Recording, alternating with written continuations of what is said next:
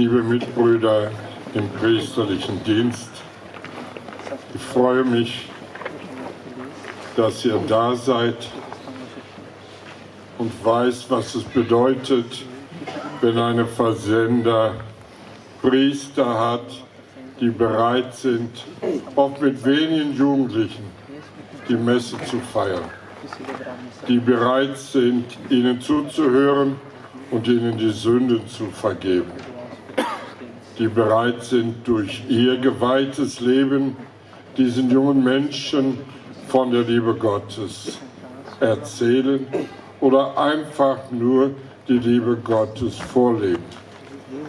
Eine Fazenda ohne Priester kann ich mir nicht vorstellen. Denn was den jungen Menschen sehr schwer fällt, ist das Verzeihen. Menschen verzeihen, die irgendwann, irgendwo etwas getan haben, was vielleicht das ganze Leben schadet. Aber auch sich selbst verzeihen ist sehr schwer. Deshalb brauchen Sie ständig eure Gnade, die ihr als Priester habt, Sünde zu vergeben. Werdet nicht müde, zu ihnen zu gehen, auch wenn es nur wenige sind. Denkt an das verlorene Schaf, was Jesus wieder zurückgerufen hat und hat die anderen ein bisschen alleine gelassen. Ich bin aber auch glücklich, dass so viele Schwestern heute hier sind. Denn seit vielen, vielen Jahren haben wir Schwestern auf den Fasendas. Schwester Judith, die auch heute hier ist, war als Generaloberin die erste, die den Mut hatte, Schwestern auf die Fazenda zu schicken. Manche hatten Angst, das ist natürlich. Aber wir haben zusammen, ich kann wohl sagen, in Stunden der besonderen Gnade verstanden, dass die Fazenda Schwestern brauchen. Es ist die Mutter in jeder Schwester. Es ist Maria. Es ist die göttliche Gegenwart des geweihten Lebens unter diesen Jungs. Eine Gnade. Heute sind es über 20 Schwesterngemeinschaften in allen Orten, wo wir sind. Fantastisch, großartig. Nur Gott konnte das so tun. Auch haben wir in Goratingeta einen betrachtenden Orden. Ein Kloster, das Kloster der Klarissinnen. 4 Klarissinnen kamen. Dann sind sie gewachsen, viele Berufungen. Es waren dann über 20. Dann sind 8 gegangen in andere Klöster und haben anderen Klöstern geholfen. Und jetzt ist es schon fast wieder voll. Welche Gnade. Während wir oft kämpfen mit den vielen Sorgen des täglichen Lebens, beten Sie stundenlang für die Bekehrung. Beten Sie für jeden Einzelnen von uns. Welche Gnade. Ich freue mich aber auch, so viele zu treffen hier, die als Freiwillige immer wieder da sind und mithelfen. Die Familien, die Kinder, alle gehören zu dieser großen Familie der Hoffnung. Was braucht die Welt heute? Sie braucht die Hoffnung.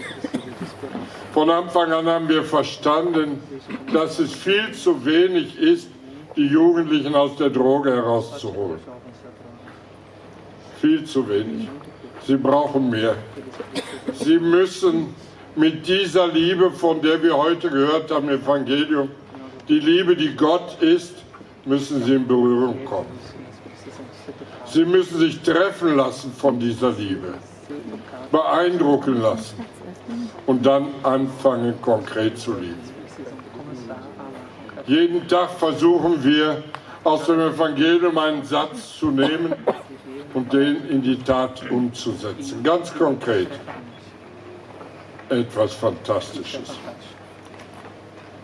Das gelebte Wort macht, dass Gott in diese Menschen zurückkommt. Er ist ja schon da. Dass er wach wird, dass er lebendig wird. Und sie entdecken auf einmal ein Feuer, eine Freude, eine Liebe, eine Fähigkeit, die sie nicht kannten. Gott weckt sie auf. Und er beruft sie. Beruft sie hinauszugehen in die ganze Welt. Und das tun sie. Fantastisch zu sehen, wenn ich überall auf die Fazenda komme, sei es in Asien, Afrika, Amerika, ich treffe Ehemalige dort. Ich kenne ihre Geschichten. Sie haben oft in den Gefängnissen gelebt, auf den Straßen. Sie haben auch vieles verbrochen. Und irgendwann sind sie vom Pferd gefallen wie der Saulus und sind Paulus geworden. Sie verkünden von dem, was sie erfahren haben. In diesen Tagen, über einen Monat sind wir in Europa, durften wir in Rom, Assisi, Lupiano, in der Schweiz und jetzt hier sein. Viele Menschen durften wir begegnen. Und viel Freude haben wir erfahren. Viele haben mir gesagt, ihr habt etwas, was uns heute fehlt. Diese Freude des Glaubens, diese Kraft und die ganz konkret gelebte Liebe. Und das wollten wir auch hier hinbringen nach Europa. Wir sind nicht gekommen, um das Problem der Droge zu lösen oder des Alkohols. Mein Wunsch ist es, jedem zu sagen, Gott liebt dich.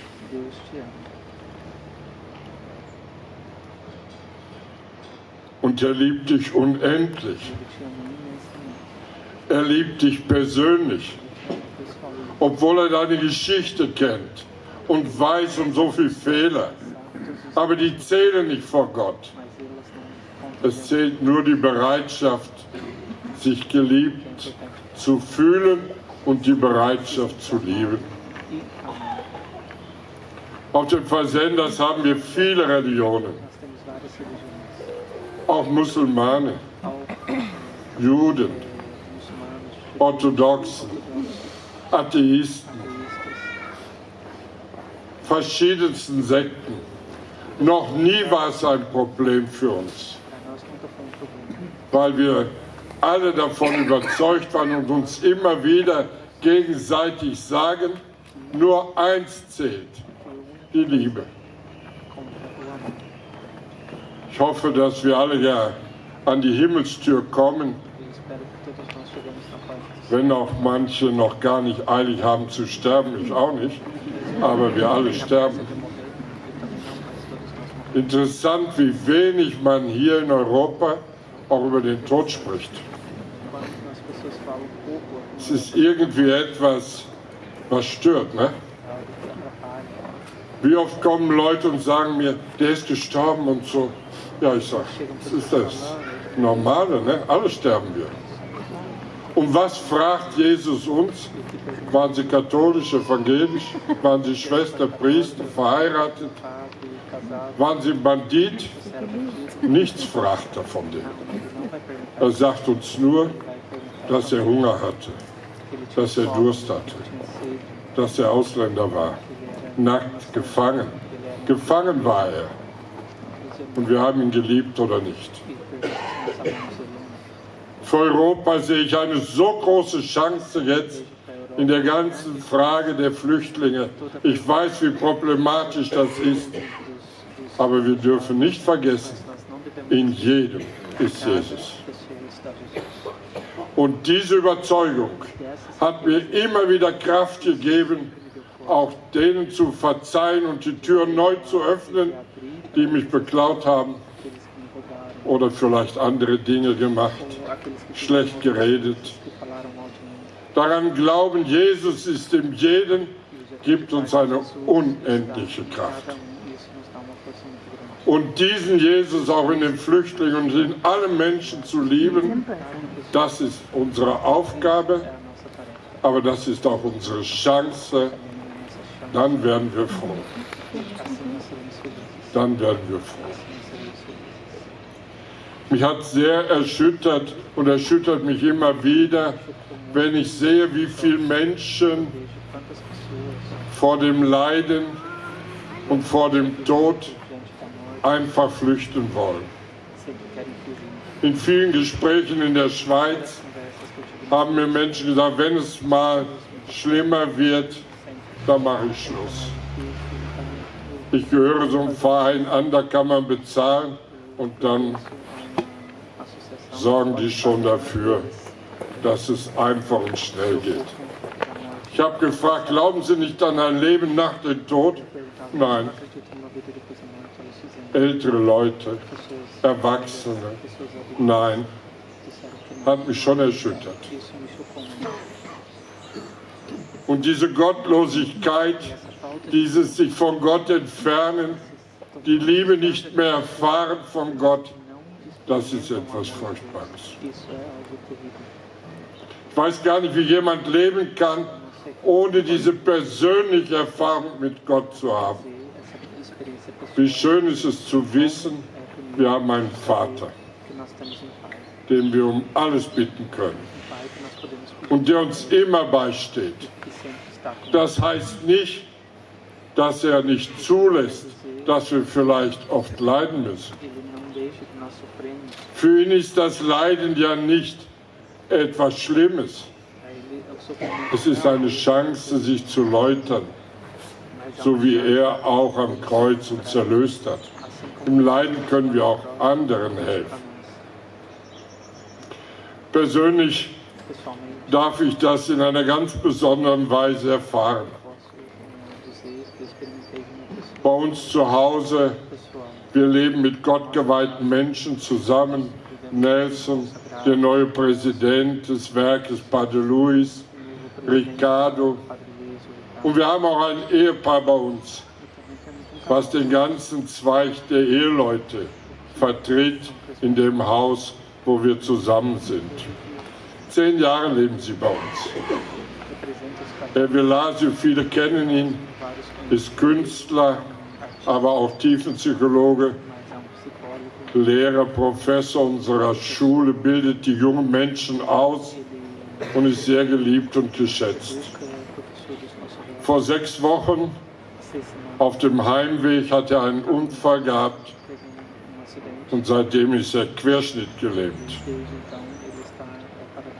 Ich weiß, als ich ihn im Krankenhaus dann traf und mit ihm zu den verschiedenen Stationen, wo er noch die Untersuchung machen musste, aber der Arzt hatte mir schon gesagt, keine Chance. Er wird querschnittgelähmt, nur den Kopf kann er bewegen. Und er sagte mir vom ersten Augenblick an, es ist er. Der Herr besucht mich. Und er bat mich, dass wir zusammen den Schmerz annehmen und zusammen schauen wollen, was Gott auch in diesem Schmerz uns sagen will. Ich habe ihm gleich versprochen, wir sind eins. Wir sind deine Hände, deine Füße. Du bist nicht alleine. Und es ist gewaltig, mit welcher Tiefe er jetzt Gott versteht. Die ersten Worte, die er sagen konnte, als er aus der Intensivstation kam, waren Worte, die er den Klarissenschwestern gesagt hat. Denn er hat sie begleitet durch Vorträge und auch persönliche Begleitung. Er sagte ihnen, schöne Worte sind vorbei. Gold und Silber habe ich nicht mehr.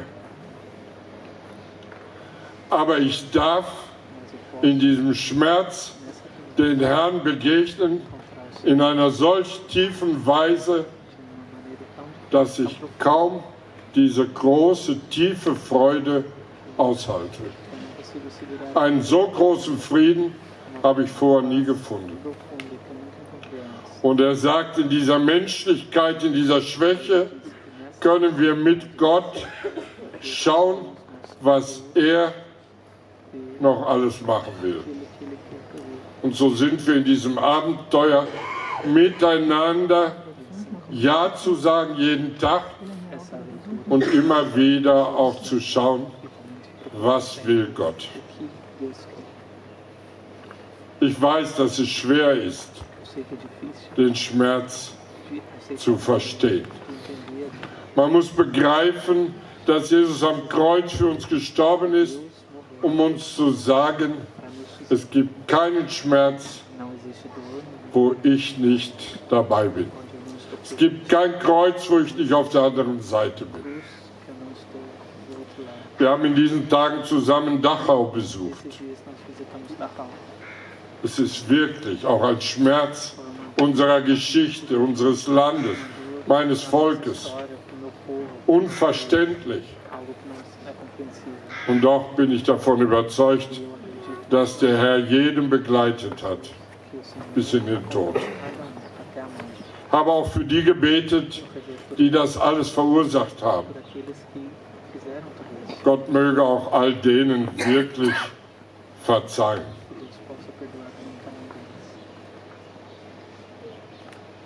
Schnell vergeht alles. Und was bleibt, ist die Liebe. Deshalb lohnt es sich, liebe Brüder und Schwestern, immer alles zu investieren, um für den anderen zu leben.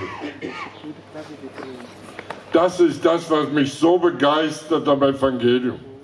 Es gibt keinen Satz, wo ich sagen kann, ich armer Kerl, niemand liebt mich. Alle Sätze des Evangeliums führen uns zum Nächsten. Und wenn der andere unser Feind geworden ist, dann dürfen wir schauen, was Jesus sagt. Und er sagt, liebet eure Feinde. Wenn jemand uns den Mantel stiehlt, sollen wir ihm noch die Jacke geben. Menschlich nicht zu verstehen. Wenn jemand uns auf die linke schlägt, die rechte geben. Nicht zu verstehen. Warum fordert Jesus das von uns? Weil er möchte, dass wir in der Liebe bleiben. Keine Zeit verlieren mit dem, was nicht ewig ist. Wie viele Menschen kommen nicht weiter in ihrem Leben, weil sie nicht verzeihen? Wie oft höre ich stundenlang, kommen Menschen zu mir und erzählen ihr Elend, was sie erlebt haben und können nicht verzeihen. Wie viel Zeit verlieren sie? Und es ändert sich nichts. Es kommt nicht die Freude. Wir finden die Freude, wenn wir wirklich verzeihen. Natürlich bin ich nicht blind und weiß, was es heißt, verzeihen. Es ist schwer. Manchmal fast unmenschlich schwer. Ich weiß, dass ich oft monatelang, bevor ich kommuniziert habe, dem Herrn gesagt habe, jetzt kommst du zu mir, wenn du mich nicht fähig machst zu verzeihen, ich kann nicht mehr. Wochen und Monate immer wieder ihn gebeten, dass er das Wunder in mir vollbringt, zu verzeihen. Und dann auf einmal war es möglich.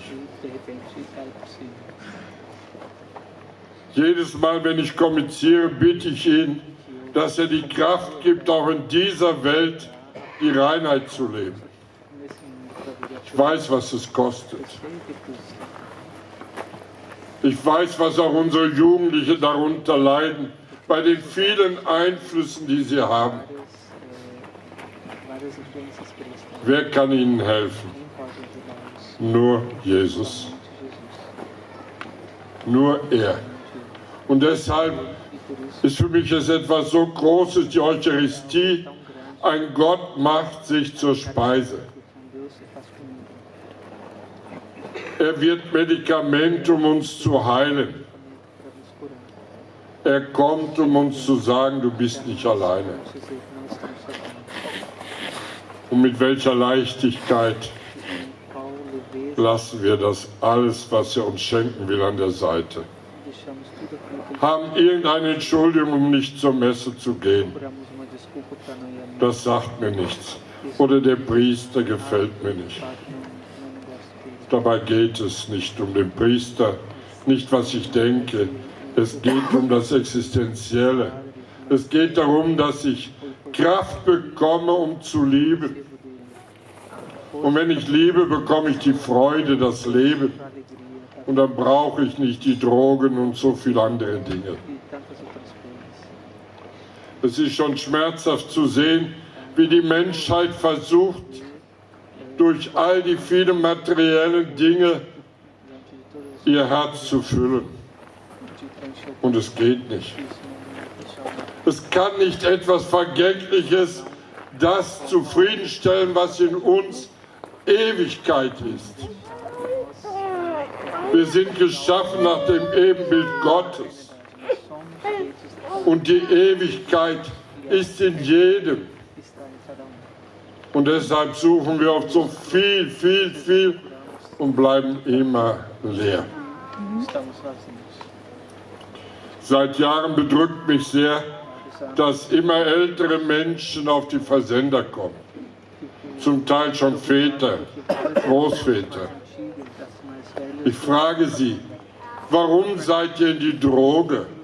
Hattet ihr nicht alles? Ihr wart verheiratet, habt einen Beruf, viele sogar einen recht guten Beruf. Und sie sagen mir alle, es fehlte mir etwas. Ich hatte eine Lehre. Das alles hat mich nicht glücklich gemacht. Und deshalb habe ich es nochmal in der Droge versucht, im Alkohol. Vielleicht noch meine neue Beziehung angefangen. In der Hoffnung, das zu finden, was jeder Mensch sich wünscht. Diese echte, tiefe Freude, den Frieden. Und wieder nicht gefunden. Und wieder enttäuscht. Es fehlt die Demut, dass wir zurückgehen zu dem, der auf diese Welt gekommen ist, um uns zu sagen, es gibt einen Weg. Um uns zu sagen, ihr habt einen Vater, der liebt euch. Und wenn ihr in der Liebe bleibt mit mir, dann seid ihr auch in der Liebe mit dem Vater. Und dann habt ihr die Freude, die vollkommene Freude. Dann habt ihr Leben. Wir dürfen das Leben nicht suchen, wo es es nicht gibt. Leben muss man dort suchen, wo es ist. Und das ist in Gott.